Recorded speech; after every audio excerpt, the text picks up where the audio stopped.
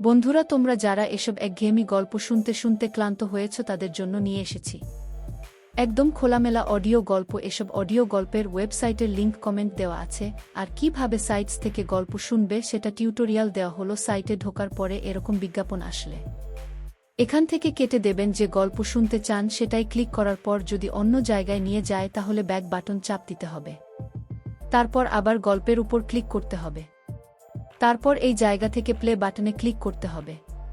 Play বাটনে click করার পর যদি আবার বিজ্ঞাপন আসে তাহলে বিজ্ঞাপন এখান থেকে কেটে দিতে হবে। পুকুরে নামতেই হঠাৎ পায়ের কাছে কি যেন লাগলো। প্রথমে মনে হয়েছিল মাছ, কিন্তু পরে বুঝলাম সেটা অরুণ ও ডুব দিয়ে জলের তলায় খেলছিল। একটু অপ্রস্তুত হয়ে গিয়েছিলাম, তবুও কিছু বললাম না। মুহূর্তটা যেন একটু অদ্ভুত ছিল। আমার নাম রতিকা, বয়স প্রায় 40, একজন বিধবা মা। আমি বিয়ের 2 বছরের মাথায় স্বামী চলে গিয়েছিলেন, আর তখন থেকেই জীবন যেন থমকে গেছে। কারো কাছ থেকে স্নেহ বা ভালোবাসা পাওয়ার অভ্যাস ছিল না, আর শারীরিক ঘনিষ্ঠতা বা এমন কিছু তা যেন ভুলে গিয়েছিলাম। দিনে আমি সাধারণ পাতলা শাড়ি পরি, হালকা টাইট ব্লাউজের সাথে। রাতে একা ঘুমোতে যাই, একটা আরামদায়ক ম্যাক্সি পরে। কেউ জানে না সেই ম্যাক্সের নিচে আমি কিছু পরি না। এটা আমার একান্ত নিজস্ব অনুভব, নিজের সাথে নিজের। কিছুক্ষণ পাড়ার ছেলেরা মাঝে মাঝে আলাদা নজরে তাকায় বুঝি, কিন্তু আমি সবসময় নিজেকে নিয়ন্ত্রিত রেখেছি। সেই সব দৃষ্টিকে দূরে রেখেছি। আমার মেয়ে শ্রাবণী 22 বছরের, কলেজে পড়ে। ওই আমার একমাত্র আলোর দিশা। ছোটবেলা থেকে আমরা খুব কাছের, খুব খোলামেলা সম্পর্ক আমাদের। একদিন আমি বলেছিলাম, শ্রাবণী মা তোকে ছাড়া কল্পনাই করতে পারে না জীবনটা। সে হেসে বলেছিল, মা তুমি তো আমার সব কিছু। এই ছোট্ট বাড়িটায় আমরা মায়ের মেয়ের মতো না হয়ে কখনো কখনো একে অপরের বন্ধু হয়ে উঠি। এভাবেই কেটে যাচ্ছিল দিন। হঠাৎ একদিন অরুণের বাড়ি থেকে ফোন এলো। অরুণ আমার ভাগনা বলল, মামি এবার একটা ফ্যামিলি গেট টুগেদার হচ্ছে, তোমাকে আসতেই হবে। অনেক দিন বেড়াতে যায়নি ভেবেই রাজি হয়ে গেলাম। কয়েকদিন পর পৌঁছালাম ওদের বাড়ি। আমার পরনী ছিল শাড়ি আর একটা সাধারণ ব্লাউজ। যাত্রার পর সাজগোজ একটু এলোমেলো ছিল, কিন্তু মনটা শান্ত। সেখানে অরুণকে অনেক দিন পর দেখলাম। ওর চোখে একরকম উৎসাহ, যেন কিছু বলবে কিন্তু থেমে যাচ্ছে। সন্ধ্যায় যখন সবাই খেয়ে ঘুমাতে গেল, আমি আমার ঘরে এসে একটু ফ্রেশ হলাম। গরম থেকে স্বস্তি পেতে শুধু ম্যাক্সি পরেছিলাম। হঠাৎ দেখি দরজার পাশ দিয়ে অরুণ উকি দিল। ওর চোখে কৌতূহল আর একটা দুষ্টু হাসি। বুঝতে পারছিলাম সময়ের সাথে আমাদের মধ্যে নতুন এক অনুভব গড়ে উঠছে, যা এখনই বলা যায় না, কিন্তু ধীরে ধীরে তার গভীরতা বাড়বে। পরদিন সকাল থেকে বাড়ি অতিথিতে ভরে উঠল। উঠোন ভরে উঠল হাসি, গল্প আর শুভেচ্ছায়। অরুণের বাবা মা অতিথিদের অভ্যর্থনা জানাচ্ছেন। কেউ রান্নায় ব্যস্ত, কেউ খাবার সার্ভ করছে। সবার মুখে প্রাণবন্ত আনন্দ, আর বাতাসে ভাসছে এক ঘরোয়া উৎসবের সুর। আমি স্নান সেরে ঘরে এসে একটু সাজগোজ করছিলাম। পরেছিলাম একটা লাল শাড়ি, হাতে ছিল হালকা কাজ করা ব্লাউজ, ঠোঁটে হালকা লাল লিপস্টিকের ছোঁয়া। আয়নার সামনে দাঁড়িয়ে নিজেকে দেখে একটু অচেনা লাগছিল, কিন্তু কোথা থেকে যেন একরকম আত্মবিশ্বাস এসে ভর করেছিল। দরজা খুলতেই দেখি অরুণ দাঁড়িয়ে আছে। ওর চোখে আমার দিকে তাকানোর ভঙ্গিটা ছিল যেন কিছু বলার চেষ্টা করছে, অথচ চুপচাপ। আমাদের চোখাচোখির সেই মুহূর্তে একটা নীরব স্রোত বইছিল, অস্পষ্ট অনুভব, কিছু না বলা কথা। তুমি আজ খুব ভালো লাগছে মামি, অরুণ হালকা হাসিতে বলল। আমি একটু মুচকি হেসে বললাম, তুমি কি এমন বলতে পারো আজ যেন আমি নিজেরও কিছুটা অপরিচিত লাগছে? সে বলল, না না, তুমি বরং সব সময় আপন, আজ একটু আলাদা লাগছে। মানে ভালো লাগছে। সেদিনের কথোপকথনটা খুব ছোট ছিল, কিন্তু মনে একটা অদ্ভুত নরম ছাপ রেখে গেল। বাড়ির নানা কোলাহলের মাঝেও আমাদের মধ্যে যেন এক শান্ত গোপন যোগাযোগ তৈরি হচ্ছিল, একরকম বোঝাপড়া যা উচ্চারণে নয়, অনুভবে স্পষ্ট। রাতের নিস্তব্ধতায় আমি বুঝতে পারছিলাম অরুণ যেন নিজের অনুভব নিয়ে দ্বন্দ্বে আছে। তার চোখে একটা প্রশ্ন, একটা চাপা টানা পড়েন যা আমার দিকেও ছুঁয়ে যাচ্ছিল। এক সময় সে এসে বলল, মামি আমার মনটা কিছুটা এলোমেলো লাগছে, আমি ঠিক বুঝে উঠতে পারছি না। আমি একটু গভীরভাবে তাকিয়ে বললাম, অরুণ আমরা মানুষ, অনুভব থেকেই তো সব তৈরি হয়। এমন কিছু টান থাকে যা হয়তো বোঝানো যায় না, আবার অস্বীকারও করা যায় না। আমাদের কথাগুলো যেন এক ধরনের অদৃশ্য সেতু গড়ে তুলছিল, যার একপাশে ছিল দ্বিধা আর অন্য পাশে মৃদু আকর্ষণ। সবটাই খুব সূক্ষ্ম, কিন্তু অনুভবযোগ্য। কেউ কিছু বলেনি, কিন্তু ভেতরে একটা নীরব বোঝাপড়া তৈরি হচ্ছিল, যা আমাদের মাঝে কেমন একটা নরম সম্পর্কের রেশ রেখে যাচ্ছে। পরদিন সকালটা এসেছিল হালকা আলো আর মৃদু বাতাস নিয়ে। বাড়িতে সকালের ব্যস্ততা চলছে। কেউ চায়ের কাপ দিচ্ছে, কেউ রান্নাঘরে, কেউ উঠোনে অতিথিদের অভ্যর্থনায় ব্যস্ত। আমি এক কাপ চায়ে চুমুক দিয়ে চোখ বন্ধ করলাম। চারপাশের কোলাহলের মাঝেও নিজের মনে একটা শান্তি খুঁজছিলাম, যেমনটা অনেক দিন পাইনি। শ্রাবণী কলেজের কাজে ব্যস্ত, অরুণ যেন কিছুটা চিন্তামগ্ন। বিকেলে হঠাৎ ও আমাকে নৌকায় ঘুরতে ডাকল। অনেকদিন পর নদীর শান্ত পরিবেশে বসেছিলাম। চারপাশে ঠান্ডা বাতাস, গাছের ছায়া, পাখির ডাকে এক অন্যরকম প্রশান্তি। নৌকার হালকা দোলায় আচমকা আমার আঁচল একটু সরে গেল। আমি খেয়াল করিনি, কিন্তু অরুণ দেখেছিল। ওর চোখে একটা মুহূর্তে অস্বস্তি, যেন ভেতরের কিছু ভাবনা চেপে রাখতে পারছে না। মামি, আপনি জানেন, নদীর মতোই আপনি অনেক গভীর, ও বলল একরকম ভাবলে সীম কণ্ঠে। আমি হেসে বললাম, গভীরতা বোঝা সহজ নয়, বুঝতে সাহস লাগে।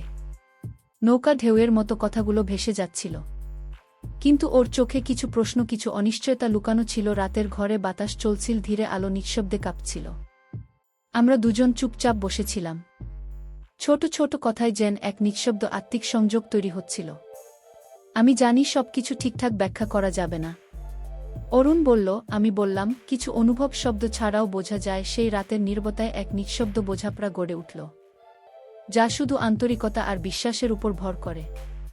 সকালে শ্রাবণী ফিরে এল গ্রামের বাড়িতে। ওর মধ্যে যেন এক নতুন পরিণত ভাব। উঠোনে হেঁটে আসার সময় ওর আত্মবিশ্বাসী চলাফেরা আমার চোখে পড়ল। অরুণের চোখেও একটা নীরব পর্যবেক্ষণ ছিল, যেন ও নিজেই কিছু অনুভবের মুখোমুখি হচ্ছে। আমি বুঝতে পারছিলাম ওর ভিতরে একটা দ্বন্দ্ব চলছে, যা বয়স আর পরিবেশে টানাপোড়েনে জন্ম নিয়েছে। কিছু অপরাধবোধ, কিছু লজ্জা ওর মুখে মাঝে মাঝে ফুটে উঠছিল, যা ও নিজেও পুরোপুরি বোঝার চেষ্টা করছে। ওর চোখের নিচে ছোট্ট কপাল চুম্বন ছিল, যেন আমি ঠিক করছি না, কিন্তু ওর প্রতি এই আকর্ষণকে আমি কিভাবে লুকাবো। আমি নিজেও কিছুটা দ্বিধান্বিত। একদিকে মায়ের স্বাভাবিক চিন্তা, আর অন্যদিকে একটা গোপন সূক্ষ্ম টানাপূরণ, যা অরুণের প্রতি আমার পুরনো অনুভূতিকে নরম অথচ জটিলভাবে জাগিয়ে তুলছিল।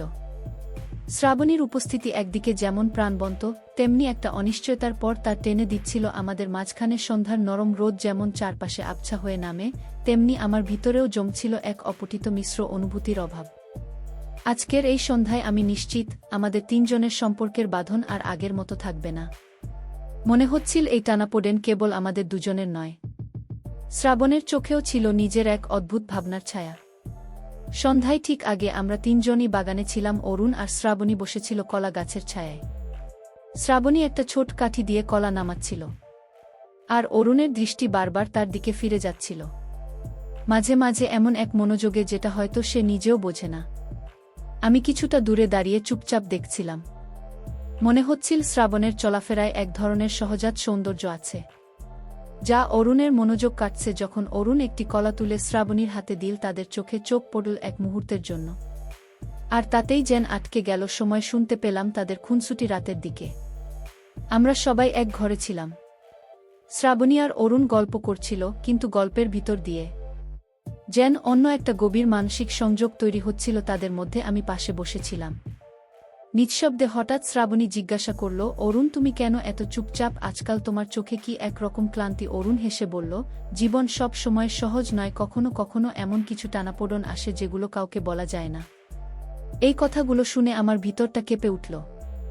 একদিকে কষ্ট, অন্যদিকে একটা গভীর কঠিন বোঝাপড়ার সম্ভাবনা, যেন সম্পর্কের পুরনো ব্যাখ্যাগুলো নতুন করে প্রশ্ন তুলছে আমার ভেতরে। আমার মনে হলো আজকের এই রাত আমাদের তিনজনের জীবনে এক অদ্ভুত বাঁক আনবে, যেখানে প্রেম, দ্বিধা আর বিশ্বাসের মধ্যে লুকানো কিছু অজানা অনুভূতি ধীরে ধীরে ফুটে উঠবে। ভোরবেলা অরুণের মা ঘর থেকে ডেকে উঠালেন, রতিকা, আজ পুকুরে মাছ ধরতে যাবি? তোরা তো শহুরে এসব ধরতে পারবি তো? আমি হেসে বললাম, জানো না আপা, আগে তো আমিও গ্রামে ছিলাম, ঠিকই পারব। ভেতরে ভেতরে আমি বুঝে নিচ্ছিলাম অরুণও যাবে। এখন ওর চোখে এক ধরনের চঞ্চলতা দেখি, যা আগে ছিল না। শ্রাবণী আসার পর সেই দৃষ্টিগুলো আরও জটিল হয়ে উঠেছে। পুকুর পাড়ে গিয়ে দেখি বাঁশের ছিপগুলো রাখা টিনের বালতিতে টোপ ভিজছে। আমি একটা ছিপ তুলে নিলাম। অরুণ পাশে এসে দাঁড়াল, ওর মুখে চুপচাপ একটা হাসি, কিন্তু চোখে সেই পুরনো না বলা অনেক কিছু জমে আছে। আমি যখন পুকুরে পা দিলাম, তখন খেয়াল করলাম ম্যাক্সির নিচে কাপড়টা পানির ছোঁয়ায় ভিজে গিয়েছে। কাপড় গায়ে লেগেছিল, নড়াচড়া করতে অস্বস্তি হচ্ছিল। হঠাৎ দেখি অরুণের দৃষ্টি আমার দিকে, চোখে এক ধরনের বিষয়, আর গলায় হালকা কাঁপুনি। মামি, আপনি তো এখনো অনেক সুন্দর। আমি মুচকি হেসে বললাম, তোর মা শুনলে তোর পিঠে মাছ দিয়ে মারবে। হাসির আড়ালে একটা চাপা অস্বস্তি বুকের কোথাও জমে উঠল। আমি কিছু না বলেই ওর দৃষ্টি এড়িয়েছি। করলাম জলে। ঘণ্টাখানেকের মধ্যে বেশ কিছু মাছ উঠে এল। অরুণের মা আর শ্রাবণী মাছ নিয়ে বাড়ির দিকে রওনা দিল। আমি আর অরুণ পুকুর পাড়ে রইলাম। গায়ে কাদা লেগেছিল, তাই ভাবলাম একবার পুকুরে একটু ধুয়ে নিই। পুকুরে নামতেই ঠান্ডা জলে এক ধরনের প্রশান্তি লাগছিল। ম্যাক্সি ভিজে গায়ে লেগে থাকলেও আমি সাবধানে ছিলাম। এমন সময় পায়ের কাছে কিছু একটা ঠেকল। প্রথমে মনে হলো মাছ হবে, কিন্তু কিছুক্ষণ পর টের পেলাম অরুণ জলে ডুব দিয়ে এসেছে পাশে। ওর উপস্থিতি টের পেয়ে আমি খানিকটা লজ্জা পেলাম, তবে কিছু বললাম না। সবটা দৃশ্য যেন নিঃশব্দে একটা অদ্ভুত অনুভূতির জন্ম দিয়ে গেল। সেই দুপুরে বাড়ি ফিরে দেখি অরুণের মা কেমন একটা দৃষ্টিতে তাকালেন আমার দিকে। রান্নাঘর থেকে কারা যেন নিচু গলায় কথা বলছিল। দূর থেকেই টের পেলাম কোথাও যেন কিছু কানাঘুষো শুরু হয়েছে। আজকাল এসব শহরের মেয়েদের আচরণ ঠিক থাকে না। কারো মন্তব্য আমার বুক ভারাক্রান্ত করল। নিজেকে সন্দেহ করলাম, আমি কি ঠিক আচরণ করছি? রাতে আয়নার সামনে দাঁড়িয়ে চুল এলোমেলো চোখে অনিশ্চয়তা নিয়ে নিজেকে দেখছিলাম। সেই সময় শ্রাবণী এসে বলল, মা, আজ সকালে পুকুরে আপনি অরুণ ভাইয়ের সঙ্গে হাসছিলেন। আমি নিরপেক্ষ স্বরে বললাম, হ্যাঁ, অনেকদিন পর তাই গল্প হচ্ছিল। শ্রাবণী চলে গেলে আয়নার দিকে তাকিয়ে মনে হলো এই বাড়িতেই আবেগগুলো যেন নিঃশব্দে ছায়ার মতো ঘুরছে। কিছু বললেই সন্দেহ, চুপ থাকলেই আরও প্রশ্ন মনে জাগে। এই মুহূর্ত কি শুধু একটুখানি, নাকি দীর্ঘায়ু হবার মতো সন্দেহ আর সংকোচনের বাতাসে হাঁপিয়ে উঠছি? অরুণ, যাকে ছোটবেলা কোলে ঘুম পাড়াতাম, এখন ওর চোখে ভিন্ন কোনো ভঙ্গিমা দেখি। পুকুর ঘাটে সেই ঘটনার পর থেকে ও যেন নিজেকে গুটিয়ে নিয়েছে। চোখে দোষ, লজ্জা আর অপরাধবোধ। আমার নিজের ভেতরের অনুভবগুলো তো এক সময় বন্ধ ছিল। ভয়, লজ্জায় চাপা চাহিদা, এসব কি ভুল পথ ধরে চলেছে? রাতে ঘুম আসে না। পাশে শুয়ে থাকা শ্রাবণীকে দেখি, ওর চোখে হয়তো মায়ের মধ্যে কিছু বদল দেখছে। মাঝে মাঝে তাকিয়ে আবার মুখ সরিয়ে নেয়। একদিন রাতে শ্রাবণী বলল, মা, তুমি কি ঠিক আছো? সে প্রশ্নে আমি স্তব্ধ হয়ে গেলাম। মুখ থেকে শব্দ জুড়ে ফেলতে পারিনি। আমি শুধু মেয়েটার কাঁধে সান্ত্বনার ভঙ্গিতে হাত রাখলাম। তার চোখে এক ধরনের শূন্যতা ছিল, যে শূন্যতা একজন মা হোক বা যে কেউ অগ্রাহ্য করতে পারে না। সেদিনই মনে মনে সিদ্ধান্ত নিই, সব কিছু স্বাভাবিক করতে হবে। ভুল হতেই পারে, কিন্তু সেই ভুল স্বীকার করে সংশোধনের দায়ও আমার। পরদিন সকালে ঘর ভর্তি আত্মীয় স্বজনের ভিড় ছিল, কিন্তু আমি একটা ফাঁক খুঁজে অরুণকে ডেকে বললাম, একটু কথা বলবি? সে মাথা নিচু করে আমার পেছন পেছন এলো।